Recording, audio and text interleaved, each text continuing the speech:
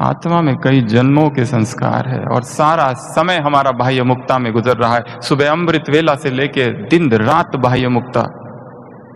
सुबह अमृत वेला बाह्यमुखी, अमृत वेले के बाद बाह्यमुखी, मुरली में बाह्यमुखी, क्लासेस में बाह्यमुखी, सेवाओं में बाह्यमुखी। मौन कहाँ है?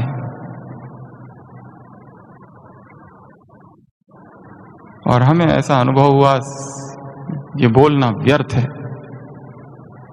बेचैनी थी, परंतु धीरे धीरे वो बेचैनी कम होती गई। जैसे दिन गिनने लगे कब पूरा होगा ये 13वां दिन। एक एक मिनट एक एक घंटे जैसा था, एक एक घंटा एक एक दिन जैसा था, और एक एक दिन एक एक साल जैसा लग रहा था। कब ये पूरा हो?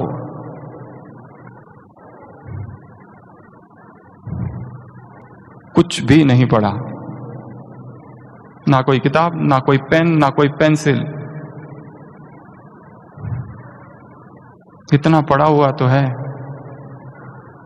इतने समय से मुरली सुन रहे हैं।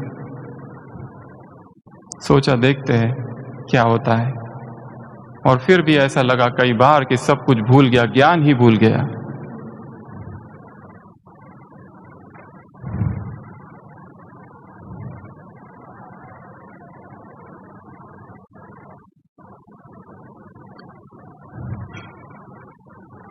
ऐसे विचित्र अनुभव हुए जो हम बता नहीं सकते। पर एक बात तो निश्चित पता चली कि संपूर्ण ज्ञान बिना मौन के जाना ही नहीं जा सकता। कितना भी बोलो और कितने भी क्लासेस कराओ और कितनी भी क्लासेस सुनाओ, कितना भी मनन चिंतन करो, वो केवल वाणी विलास और बुद्धि विलास है बस।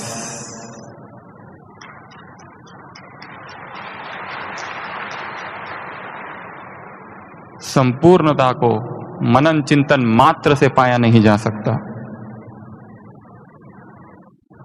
संपूर्णता को बोलने से मात्र पाया नहीं जा सकता। तीसरा, संपूर्णता को सुनने मात्र से पाया नहीं जा सकता। चौथा, संपूर्णता को सेवा मात्र से पाया नहीं जा सकता। चाहे कोई कितनी भी सेवा करे, परंतु वो सेवा उसे बाह्यमुखी बना रही है। उस सेवा में अहंकार की तृप्ति हो रही है। वो मैं को पुष्ट कर रहा है अहंकार, ममकार है उसमें, अहंकार है। पढ़ने मात्र से संपूर्ण नहीं बना जा सकता। पांचवा,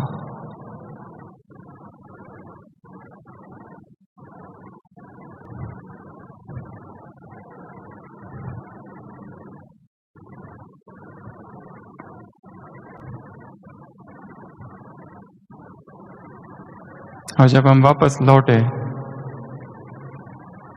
ऐसा लगा ये सब व्यर्थ है, हम क्या कर रहे हैं।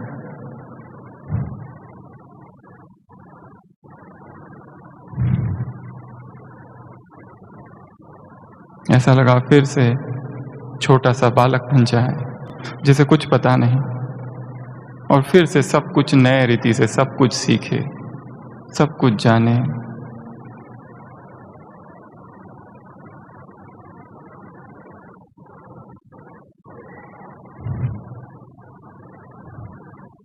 अभी तो यात्रा चालू हुई है, अभी आगाज है तेरा, बहुत कुछ सीखना है।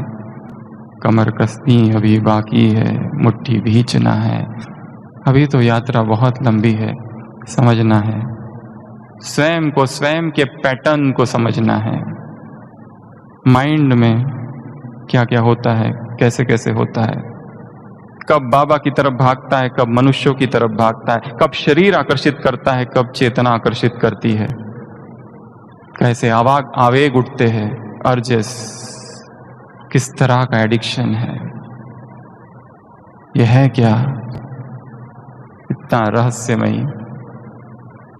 भगवान धरा पर आया और उसने एक यूनिवर्सिटी खोली, और इस यूनिवर्सिटी में एक यूनिफॉर्म सबको दिया, और वो यूनिफॉर्म कौन सा है?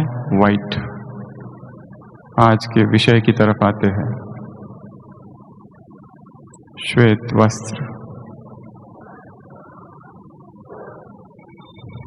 इसमें बड़ा आकर्षण है। हमें याद है बचपन में हमें जो टीचर्स पढ़ाते थे वो सब वाइट पहनते थे। क्रिश्चियन स्कूल थी, वहाँ नन्स थी और फादर थे, तभी से एक अजीब सा आकर्षण था वाइट का। और जब MBBS में गए तो वहाँ नर्सेस थी, वो भी वाइट पहनती थी, तो वाइट वाइट वाइट।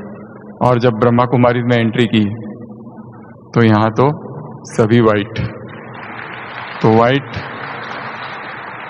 बड़ा आकर्षण करता है। श्वेत रंग पवित्रता का प्रतीक है, शांति का प्रतीक है, फरिश्तों की निशानी है, रिफ्लेक्ट करता है सब कुछ, गंदगी बाहर, सारे रंग इसमें समाहित है। जब हमारा जन्म होता है, माँ का दूध सफेद, स्कूल में जाते हैं चौक सफेद, किताबें, डायरिया, पन्ने सफेद, और आगे बढ़ते हैं। जीवन में मन बुद्धि सफेद रंग की तरह है, नए अनुभव ऐड होते जाते हैं उस पर, और आगे बढ़ते हैं। बूढ़े होते हैं, बाल सफेद, मरते हैं, कफन सफेद, राख हो जाते हैं, वो भी सफेद, श्वेत श्वेत श्वेत। इस श्वेत में बहुत शक्ति है, बहुत पावर है। और जब हम ये पहने हुए रहते हैं, मन में एक पवित्रता का स्मरण, एक भाव रहता है, और हम सभी इस गॉडली